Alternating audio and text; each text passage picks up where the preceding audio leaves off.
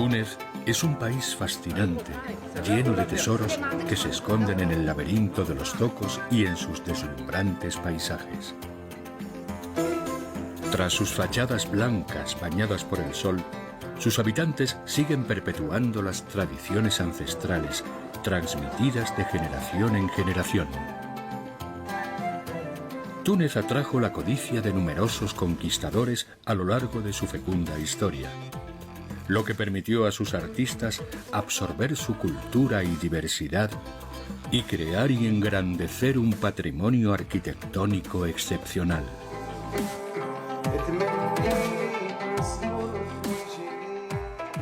Túnez, la belleza del Mediterráneo.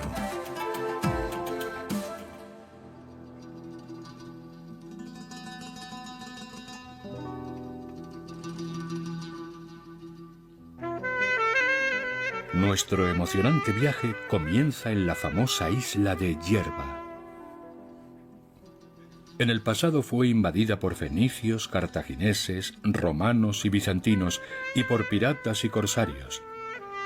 Y aunque sus playas y lagunas han favorecido el desarrollo turístico, gran parte del paisaje ha sido preservado. Las fortificaciones son un vestigio de la prolongada presencia de los ibadíes, que erigieron imponentes murallas para proteger casas y mezquitas, como la de Sidi Yati, que se alza en la costa oeste. Los muros de la sala de oración apuntan al mar. Los fieles se reúnen en ella los días festivos y disfrutan de su quietud haciendo picnic en las cercanías.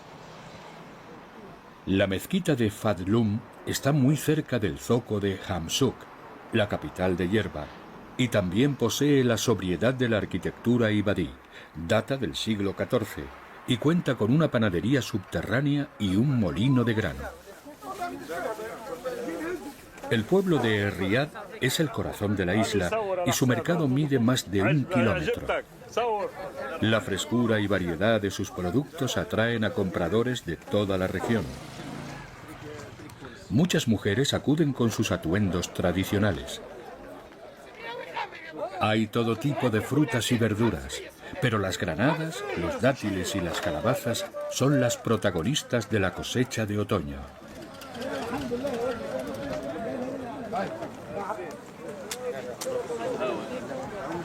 También abunda el filfil, las guindillas tan utilizadas en la cocina local.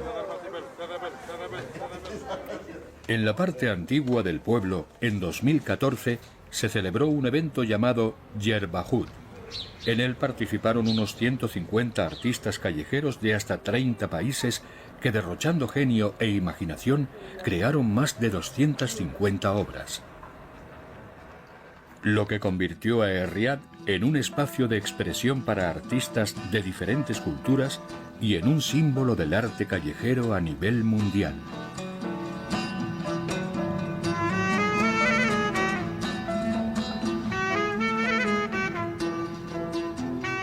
Las puertas, llenas de encanto, a veces están adornadas con herrajes cuya misión es atraer la suerte y alejar el mal de ojo. La suntuosa decoración refleja la riqueza de sus dueños y la categoría del edificio. En Guelala, un poco más al sur, todos sus habitantes eran alfareros, ya que les bastaba con agacharse para encontrar la arcilla ideal. Munir sigue dedicándose a la elaboración tradicional de jarras, ollas y otros recipientes. De los que trabajaban el barro solo quedamos mi hermano y yo. El resto dejó este oficio. Algunos se fueron a otros países y otros no pudieron seguir, porque las ventas bajaron muchísimo.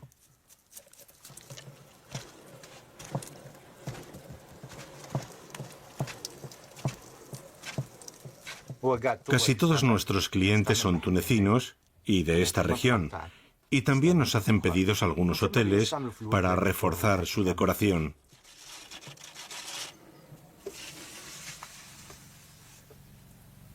Munir nació en el seno de una prestigiosa familia de alfareros, y aunque sigue trabajando con entusiasmo, no está seguro de que sus descendientes estén dispuestos a perpetuar la tradición. En el norte se alza la capital, Hamsuk, y su fortaleza, Burj al-Kebir, que fue construida sobre las ruinas romanas de Girba a finales del siglo XIV.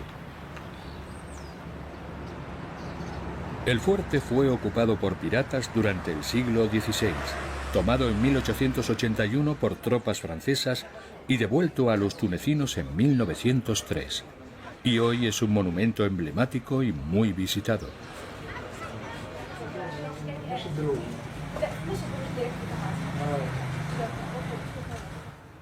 Las edificaciones tradicionales de la isla eran a la vez viviendas y casas de labranza, y algunas como esta, en Midún, han sido recuperadas por entusiastas restauradores.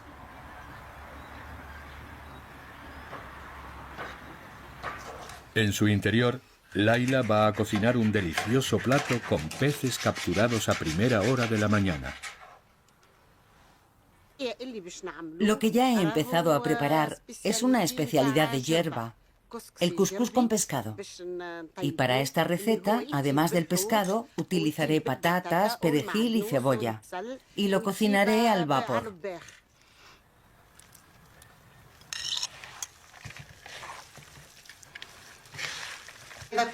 Este cuscús es casero, no lo he comprado ya hecho.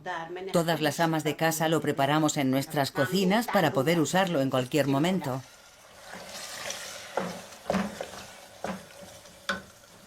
Ahora voy a colocar los trozos de pescado ya condimentados para cocinarlos al vapor.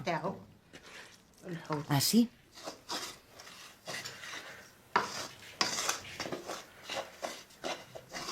Las habitaciones de la casa están conectadas por patios, y aunque la decoración interior es sobria, como marca la tradición, posee un acogedor cuarto de invitados que es muy apreciado por los visitantes. La azotea servía para almacenar los cereales y las aceitunas producidas en las explotaciones agrícolas vecinas. Tras unos 40 minutos de cocción, el cuscús de pescado es servido junto a la tradicional harissa, una salsa también casera cuyo sabor picante se ha intensificado añadiendo guindillas.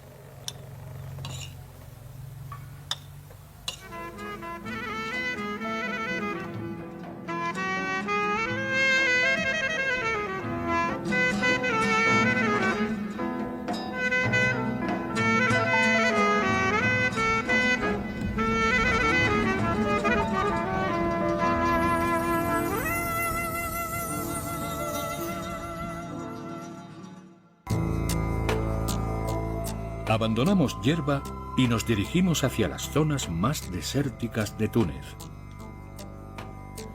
Nefta se construyó en torno a un oasis, un palmeral conocido como La Cesta por su forma de tazón, que en el pasado regaban unos 150 manantiales.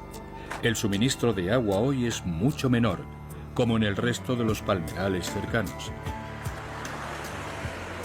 En esta región y en todo el sur, las medinas se construyeron con ladrillos pequeños y muy finos.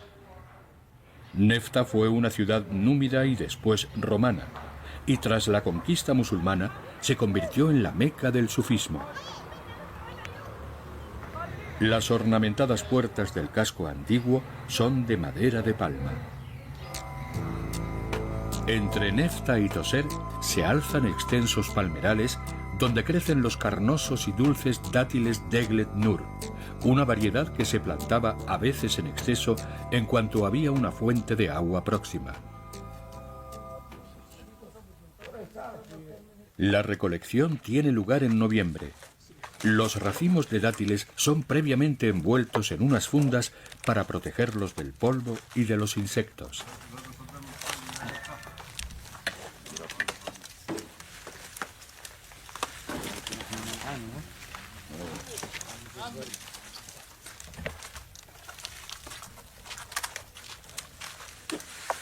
Los racimos cortados pasan de mano en mano hasta llegar al suelo.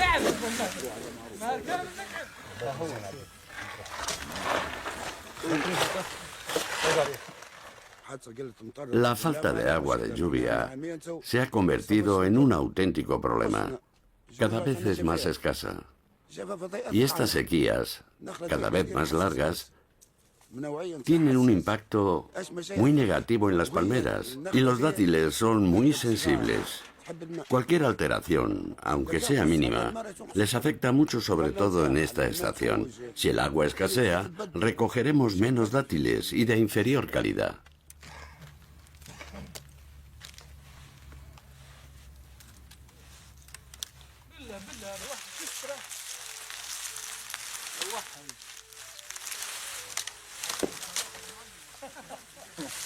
Aunque no ha llovido durante 2 años y el caudal de los manantiales ha descendido, las cosechas siguen siendo abundantes. Aquí los dátiles marcan el ritmo de la vida.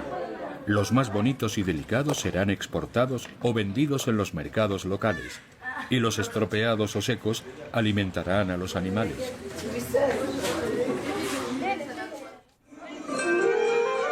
Nefta también es famosa por su festival anual de música sufí.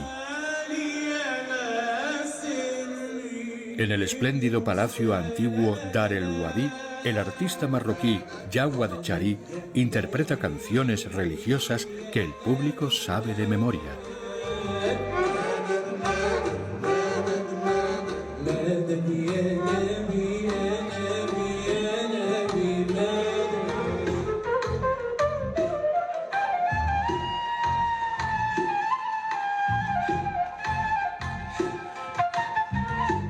El sufismo nació en el siglo VII y difunde una dimensión espiritual e íntima de la religión musulmana.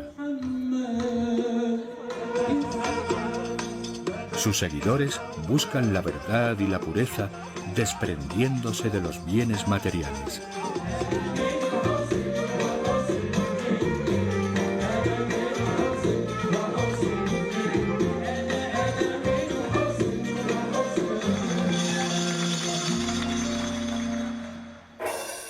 En un escenario del centro de la ciudad, el grupo sirio de los hermanos Abu Sar hipnotiza al público. La danza giratoria de los derviches, conocida como Adra, es una forma mística de acercarse a Dios.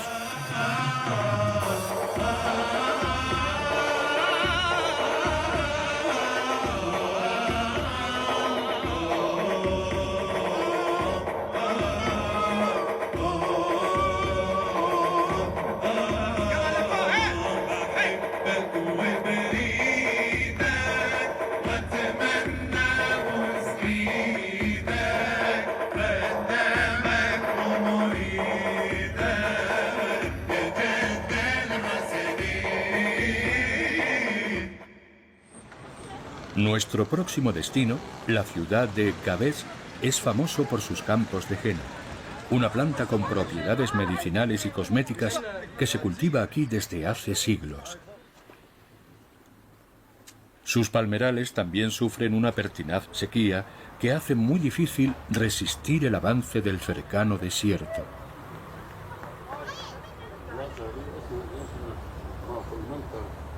Las granadas de Gabes son las mejores del sur de Túnez y su color puede ser amarillo o rojo. El momento de la cosecha es el más delicado, ya que la gran variación de temperatura entre el día y la noche puede malograr la fruta.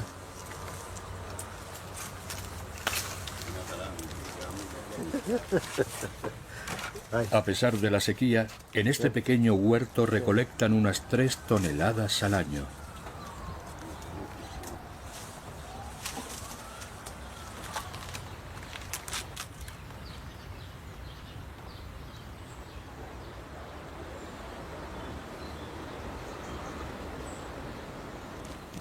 Tras conducir 20 minutos, visitamos una explotación que ha aprovechado una importante fuente de agua e instalado un ambicioso sistema de riego. Ocupa 55 hectáreas y cultiva naranjas, mandarinas, limones y aceitunas.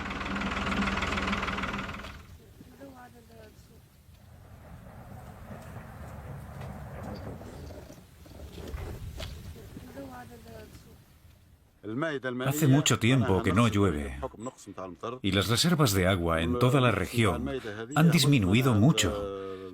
Están a unos 10 metros por debajo de los niveles habituales. Por eso ahora es fácil encontrar tierras secas que han sido abandonadas por sus propietarios. Pero en esta explotación nos va bastante bien por el momento. Así que esperamos que nada se tuerza para que podamos mantener todos estos árboles. Acabad aquí. Y después seguid por la hilera de la izquierda.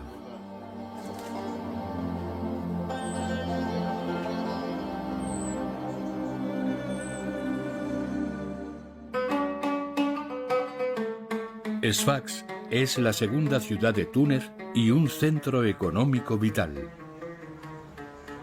Su medina fue fundada en el año 849 por el emir Aglaví de Kairouan. Y aunque el tiempo ha pasado, su estilo urbano medieval es uno de los mejor conservados del norte de África. Este minúsculo taller pertenece a uno de los mejores zapateros de Túnez. Sus clientes vienen desde muy lejos para disfrutar del placer que proporciona el calzado hecho a medida. Este negocio ha pasado de generación en generación, y Lofty lo heredó de su padre, con el que empezó a trabajar a los 8 años. El contrafuerte.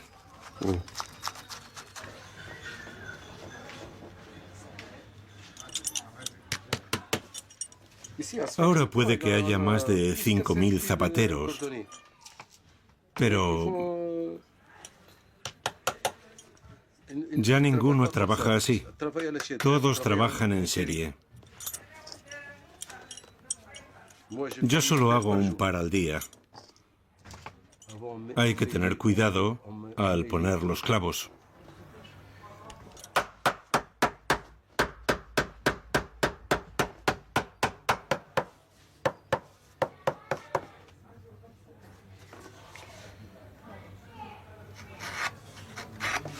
El cuero es extraordinario y el precio es irrisorio teniendo en cuenta el esfuerzo y el prodigioso acabado.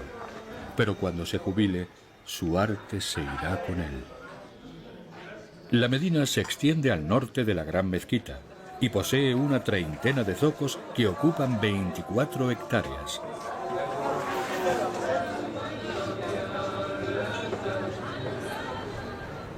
A finales del siglo XIX, durante el protectorado francés, se construyó un nuevo barrio en el lado este de las murallas que propició su auge comercial.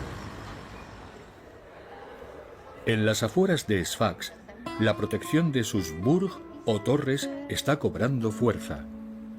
Comenzaron siendo casas sencillas donde almacenaban las cosechas, pero a partir del siglo XVIII se convirtieron en viviendas estacionales mucho más confortables que las de la Medina.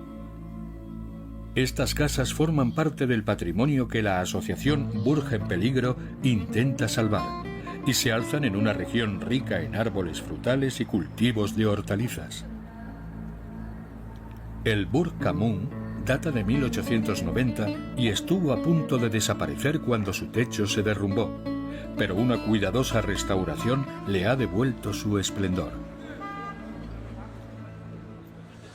Sfax es también un importantísimo puerto pesquero, y pasear por la lonja a primera hora nos permite contemplar la variedad y calidad de las capturas.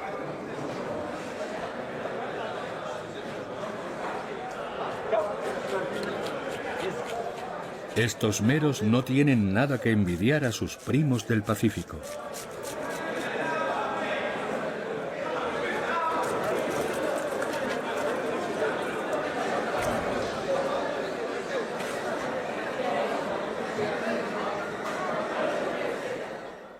Sfax también es famosa por su extraordinaria producción de aceite de oliva, como nos cuenta Mohamed, que pertenece a una familia aceitera de prestigio internacional.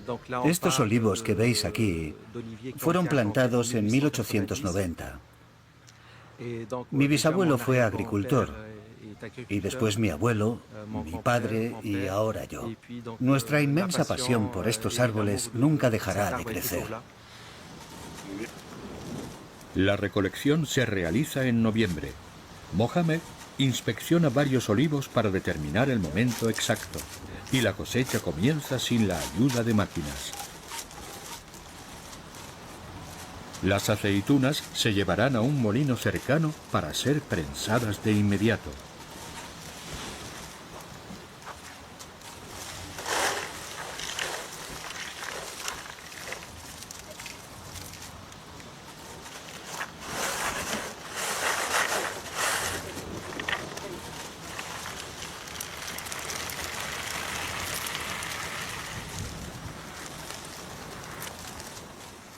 La variedad que cultivamos en la región de N'Chaos-Benyana es el olivo Chemlali, que aquí llaman Hat de Prat. Y aquí podéis ver sus colores característicos, verde, negro y morado. Su mayor virtud es que es un árbol que soporta bien la sequía. Cultivar olivos en un terreno desértico es todo un desafío. La clave es plantarlos con una mayor separación, porque eso permite a las raíces extenderse al máximo y obtener el agua y los nutrientes que necesitan para un óptimo desarrollo. Es un aceite equilibrado, ligeramente amargo y un poco picante. Y además se mantiene estable con el paso del tiempo. Para mí es un orgullo producir un aceite de tanta calidad.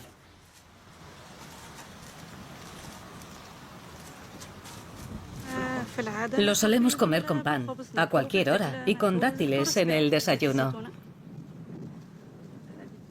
Es un aceite virgen extraordinario. Un poco más.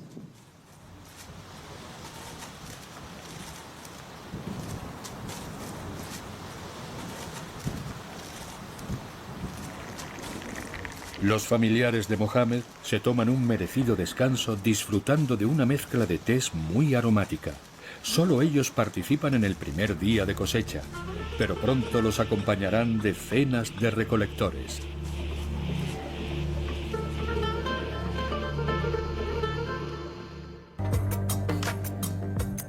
Viajamos hacia el norte para visitar el impresionante anfiteatro de El Yem, que junto al de Roma es uno de los coliseos mejor conservados del mundo. Fue construido en el año 238 después de Cristo, y en él se celebraban los sangrientos espectáculos del Imperio Romano que podían presenciar hasta 30.000 espectadores. Fue declarado Patrimonio de la Humanidad y cada verano acoge un festival internacional de música sinfónica.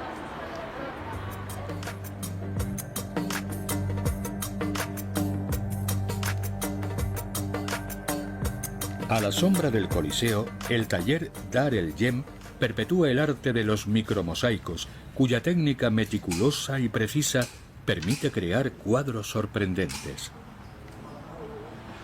Para ello se confecciona un finísimo hilo continuo con vidrio o esmalte que después es cortado en los fragmentos diminutos que compondrán la obra. El Yem era una ciudad romana donde había muchos artesanos que hacían mosaicos, y aquí sigue habiendo muchas villas adornadas con grandes cuadros de mosaicos que recrean la vida cotidiana de sus habitantes. Nosotros hemos conservado este arte, transmitido de generación en generación, y lo hemos hecho evolucionar para convertir el micromosaico en un género artístico. Eso nos permite reproducir las obras maestras de los artistas más célebres, con un estilo único y detallista que les otorga un carácter especial. Un cuadro de 20 centímetros de diámetro puede requerir más de 3 meses de minuciosa dedicación.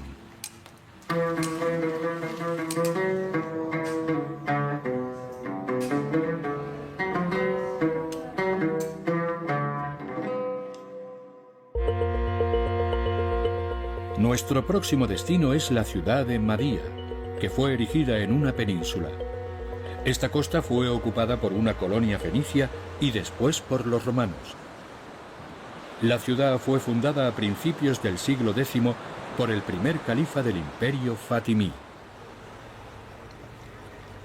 Madía no ha cedido a la presión turística. Su mayor logro fue preservar su cementerio marino de la insaciable codicia de los promotores inmobiliarios. Este tranquilo y hermoso lugar fue elegido en el siglo XVII para albergar tumbas orientadas hacia el mar y la Meca, incluidas 3 sepulturas de moravitos considerados santos a los que cada viernes muchos peregrinos muestran su respeto.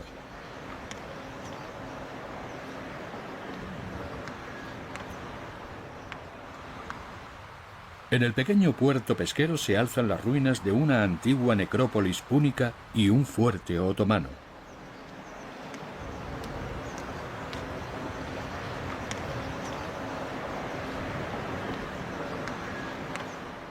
El gran puerto de la ciudad moderna está tranquilo esta mañana, ya que una tormenta nocturna impidió que las embarcaciones salieran a faenar. Y como el mar sigue revuelto, todos se dedican a reparar las redes.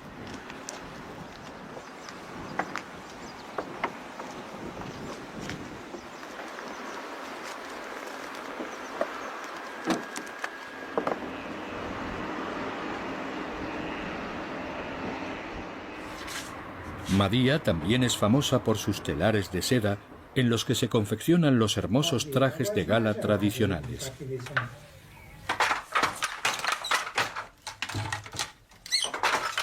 Estos esforzados artesanos entrelazan durante horas y horas los hilos de seda, plata e incluso oro.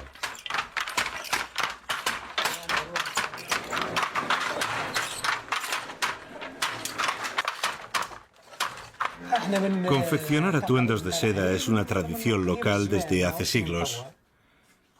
Estos lujosos trajes eran adquiridos por personas acaudaladas, y así Madía pronto fue conocida por su artesanía de la seda. La plata y la seda son 2 hermosos materiales que combinan a la perfección. Aunque parezca un trabajo repetitivo, exige una atención constante. A veces un patrón es rojo por un lado y verde por el otro, y después hay que añadir los complejos bordados. Suelen ser atuendos largos que exigen más de un mes de duro trabajo y se adornan con un gran cinturón.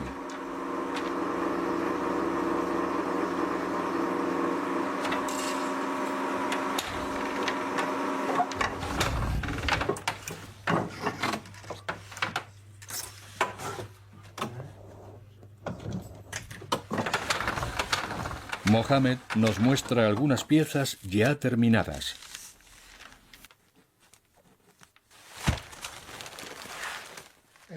La vestimenta tradicional que confeccionamos en Madía es la más cara de Túnez. Pero a mucha gente le gusta arreglarse para las grandes ocasiones y no reparan en gastos. Pese a que su precio ha aumentado bastante, no les importa pagarlo.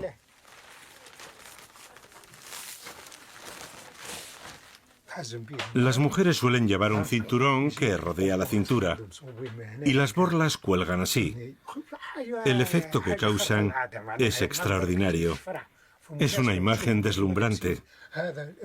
Cuando me invitan a una fiesta o a un evento importante y veo estos atuendos tan delicados, noto que quienes los visten se sienten orgullosos.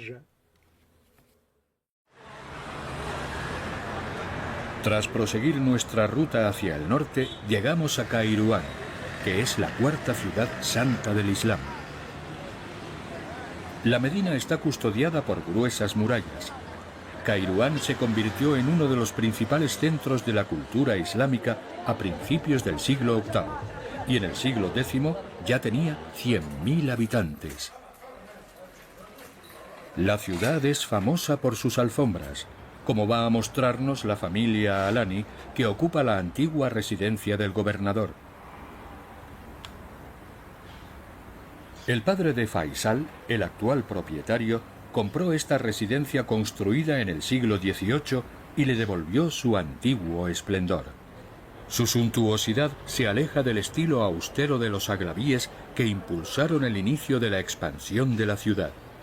Las terrazas poseen bonitas vistas y también han sido restauradas. Y en todos los techos vemos hermosos dibujos tallados en madera de teca y cedro y decorados con mármol.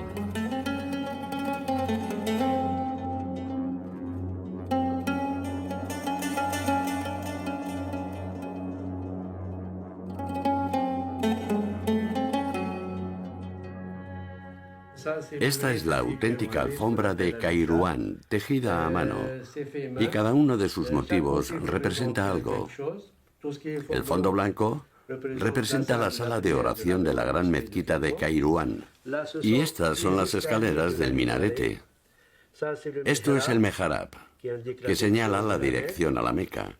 La cruz de Kairouan, el panal, los jazmines y los mosaicos del conocido como Mausoleo del Barbero.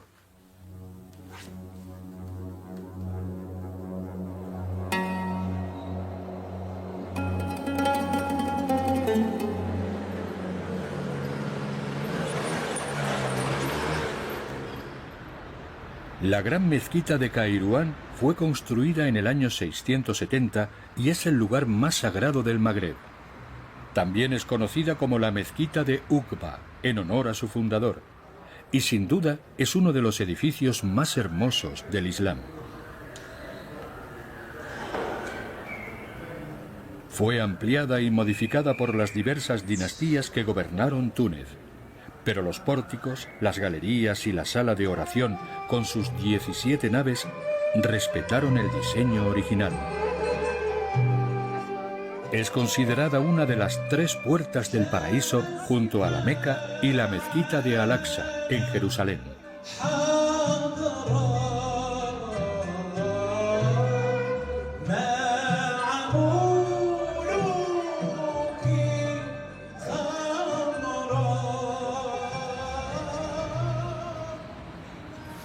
El makrud es un dulce clásico oriental y un gran símbolo de Kairouan, y su preparación, como va a mostrarnos Halima, se hace de forma casera y con ingredientes de calidad. Para hacer el makrud tradicional de Kairouan necesitamos sémola de trigo, harina, sal y azafrán, que le da su clásico color amarillo. También usamos grasa animal. Y aceite de oliva, que es un ingrediente esencial del makrud, y agua de azahar. Y estas salchichas confeccionadas con una pasta de dátiles aromatizada.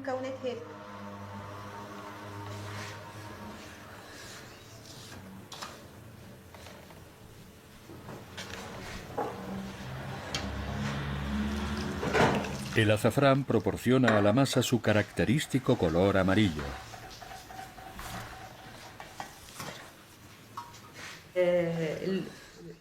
Yo aprendí de mi madre y mi abuela a preparar el makrud, que siempre está presente en cualquier celebración, como la fiesta del sacrificio, el Ramadán o las bodas. No puede faltar en ningún festejo. Es una de nuestras tradiciones. Es el momento de añadir la aromática pasta de dátiles procedentes de los palmerales de Toser o Nefta. Este ornamentado molde de madera es la firma de la casa.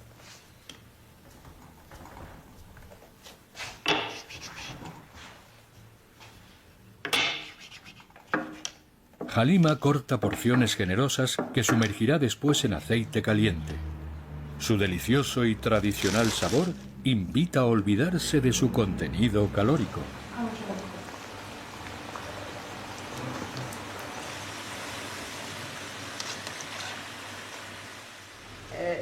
Después de freírlos, los colocamos en esta mezcla de azúcar, agua y limón.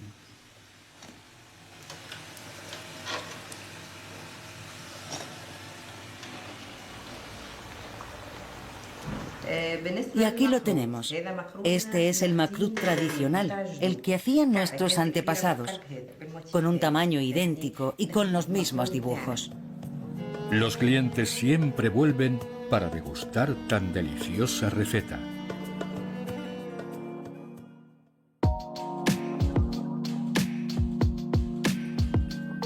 Por fin llegamos a Túnez, la capital del país. Su principal arteria, la avenida Habib Bourguiba, forma parte de la nueva ciudad creada por los franceses a finales del siglo XIX. Se extiende desde la estación de Túnez Marina hasta la Plaza de la Independencia y el lago, y posee una amplia zona peatonal. Con más de 700.000 habitantes, Túnez sigue siendo la ciudad más grande del país.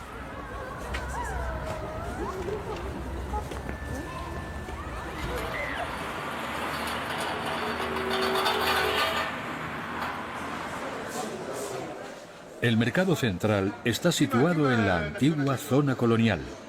El aroma del azahar invade los puestos, mezclándose con el de otras exóticas especias.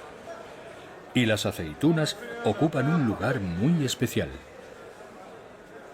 Este hortelano pregona las virtudes del limón, una de las frutas más populares del país que está presente en numerosas recetas.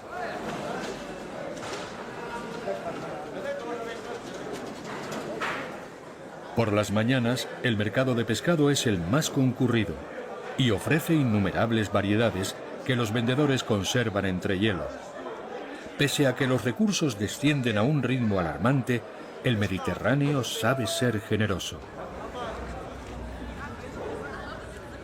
Fundada por los árabes en el siglo VII y declarada Patrimonio de la Humanidad por la UNESCO, la Medina es el corazón histórico de la ciudad. Es un bullicioso laberinto de estrechas callejuelas que apenas habitan unas 15.000 personas, en su mayor parte artesanos y comerciantes.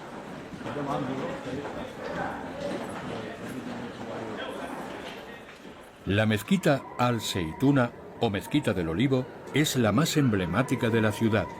Fue construida alrededor del siglo VIII en la época de los aglavíes y su gran minarete se añadió en el siglo XIX. A pesar de las transformaciones que ha sufrido, ha sabido conservar su hermosa armonía. Algunas terrazas ornamentadas conservan vestigios del refinamiento de los palacios y de las antiguas y lujosas residencias que hoy en su mayoría son tiendas. Los jazmines adornan la zona residencial de la Medina, donde se erigieron muchos edificios suntuosos, como el Palacio Bayrán del Gran Muftí, el jurisconsulto del Sultanato Otomano, al que desde 2007 los nuevos dueños intentaron devolver su antiguo esplendor utilizando los materiales originales.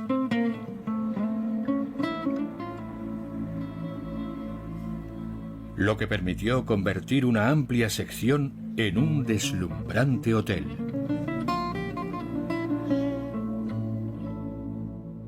Sus azulejos turcos de Iznik datan del siglo XVI, y en este hermoso techo hay una inscripción con una fecha, 1789, lo que indica que el palacio fue construido en el siglo XVIII.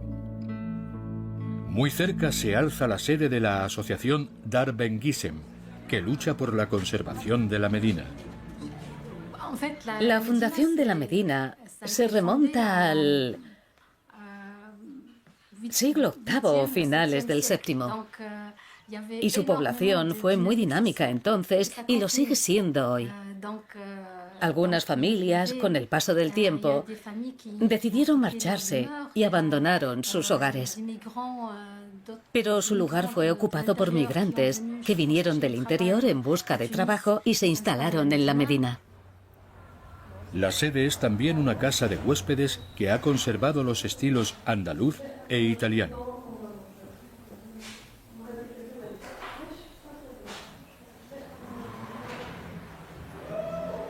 La asociación lucha por salvaguardar la experiencia y maestría de los artesanos de la Medina.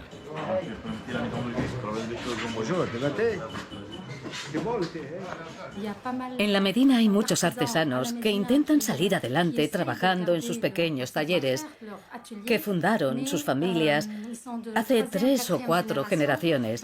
Para ellos es muy importante mantener sus oficios y honrar la tradición familiar. Pero hoy es un verdadero reto seguir fabricando sus productos y encontrar clientes que los compren.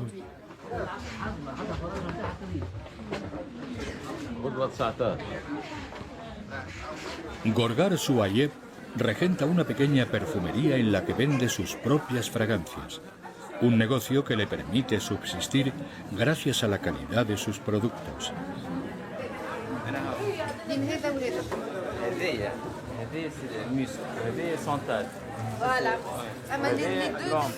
Yo elaboro los perfumes que el público me pide, los aromas más solicitados. Los más vendidos son el almizcle blanco, el jazmín, el azahar y también la rosa.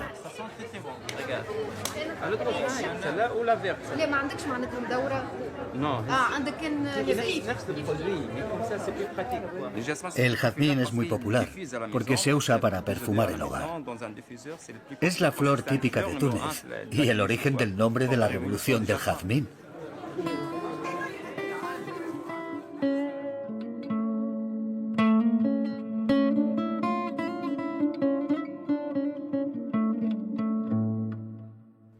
La antigua ciudad de Cartago fue fundada por los fenicios y destruida por los romanos, y hoy es la zona más elegante de Túnez.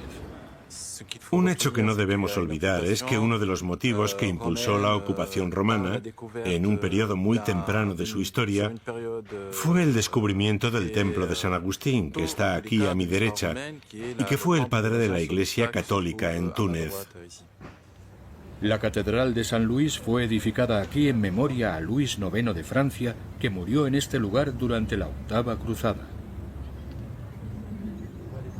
Muy cerca de allí se alzaba el mayor barrio de la antigua ciudad. En este emplazamiento se descubrieron valiosos restos púnicos, cartagineses, durante la campaña arqueológica patrocinada por la UNESCO, que declaró estas ruinas Patrimonio de la Humanidad en 1979.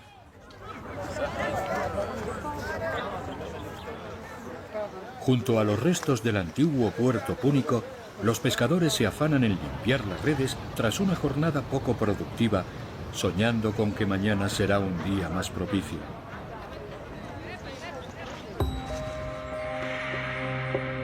Las ruinas de la civilización romana y cartaginesa desvelan su sofisticación. En especial las termas de Antonino, de cuya parte superior no quedan más que algunas columnas de impresionante tamaño que ayudan a imaginar sus dimensiones colosales. Eran las termas más grandes del imperio después de las de Roma. El acueducto de Zaguán alimentaba todo el complejo de baños. Estas inscripciones confirman que el emperador Adriano fue el responsable de tan gigantesca construcción.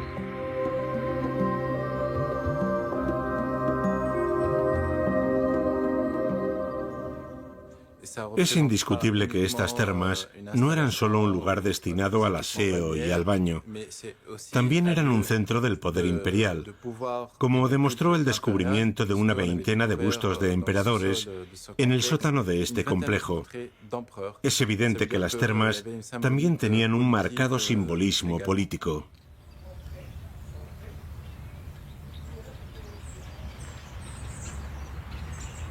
Las villas romanas diseminadas por la colina reflejan el refinamiento de sus afortunados habitantes.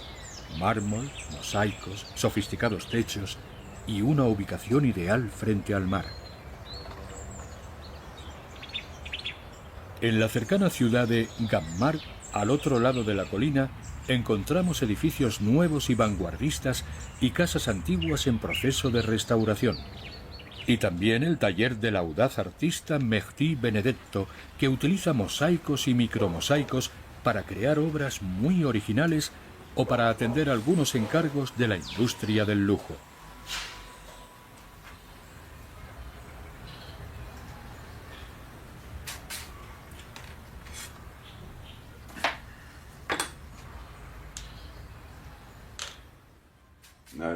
Las piezas de los micromosaicos miden unos 2 o 3 milímetros, mientras que en un mosaico normal miden entre 5 o 6. Y los micromosaicos a veces miden menos de 1 milímetro y puede haber hasta 100 en 1 centímetro cuadrado.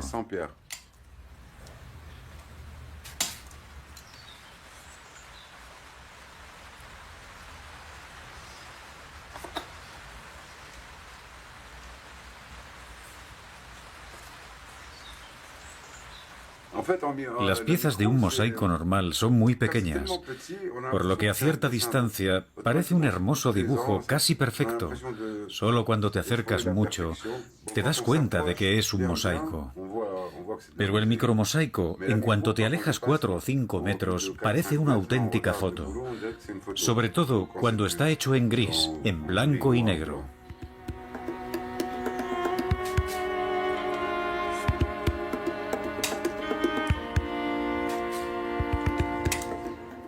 Algunos requieren hasta 8 meses trabajando 4 horas al día porque después te duele la cabeza. Es muy laborioso.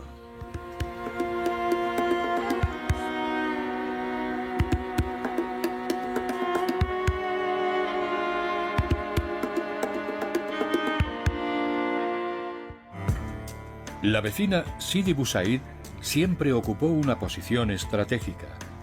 Sus colores, el azul y el blanco, engrandecieron su leyenda. Y antes de convertirse en un codiciado destino turístico, ya atraía a muchos artistas. Lejos del centro y frente al mar, el palacio del barón de Erlanger es un remanso de paz. Su nombre significa Estrella de Venus y fue construido entre 1912 y 1922 como residencia privada. Su decoración interior combina el arte arábigo-andaluz con el español y el italiano. Y hoy alberga el Centro de Músicas Árabes y Mediterráneas. El barón de Erlanger se entregó a la pintura, se rodeó de músicos y se interesó por los tratados musicales árabes de la Edad Media. Aquí comenzó el colosal proyecto de su traducción al francés.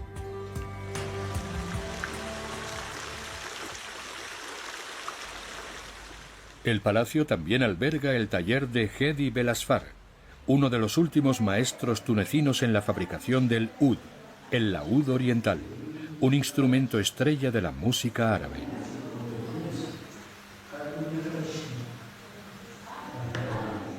Su padre se dedicaba a la construcción de muebles y de instrumentos musicales, y enseñó a su hijo a decorar los mástiles con hueso o marfil y a perfeccionar el abombado de la caja de resonancia que otorga a este laúd su extraordinario sonido. Su negocio ha resurgido gracias al renovado interés de los jóvenes por la música tradicional.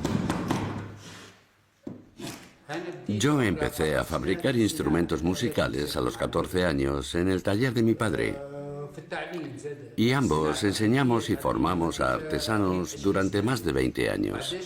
También he trabajado durante 32 años con el Ministerio de Cultura en el Palacio del Barón de Erlanger y he enseñado a muchos alumnos a fabricar los instrumentos nacionales, como el laúd tunecino, el rebab, el nagrat y el tar tunecino.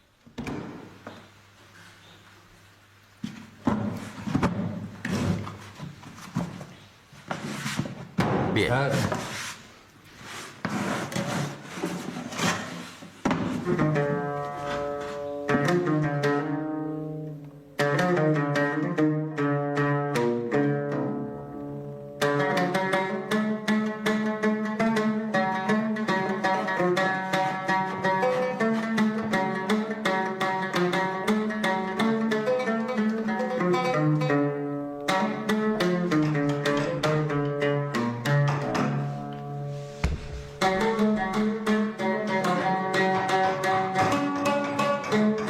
Ahmed Saidani es profesor de música y concertista, y siempre acude al taller del tío Hedi, como lo llama cariñosamente.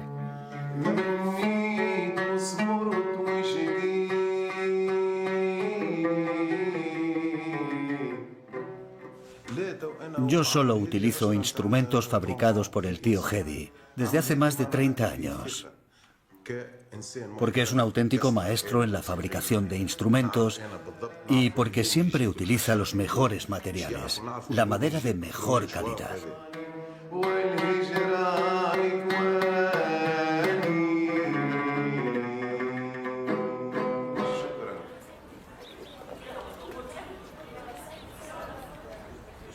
En Sidi Bou Said hay otro hermoso edificio muy bien restaurado que también perteneció al barón. Dar Aslam.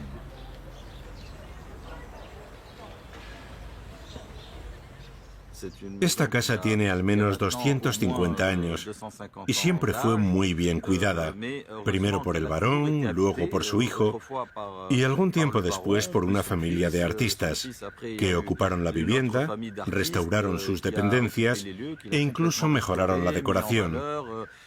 Es una casa con mucha historia, y no solo por su diseño arquitectónico.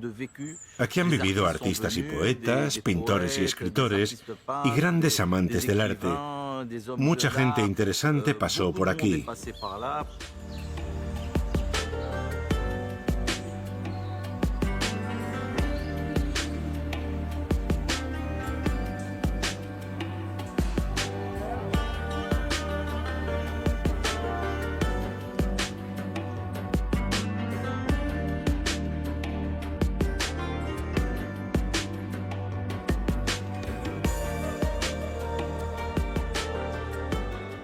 Yo pasé toda mi infancia en esta casa, que es tan especial, porque su estilo arquitectónico es un híbrido entre el estilo árabe africano y el otomano, entre el burg, la casa de vacaciones y una vivienda de la Medina de construcción clásica. La salida al jardín es magnífica, con las celosías y los arcos, y su color es muy particular. Es la única casa, la única de Sidi Bou Said que ha conservado el color original, su revestimiento ocre y las ventanas verdes. Nuestro viaje termina con esta vista privilegiada de la ciudad y del resplandeciente Mediterráneo que nos invita a soñar con una próxima visita.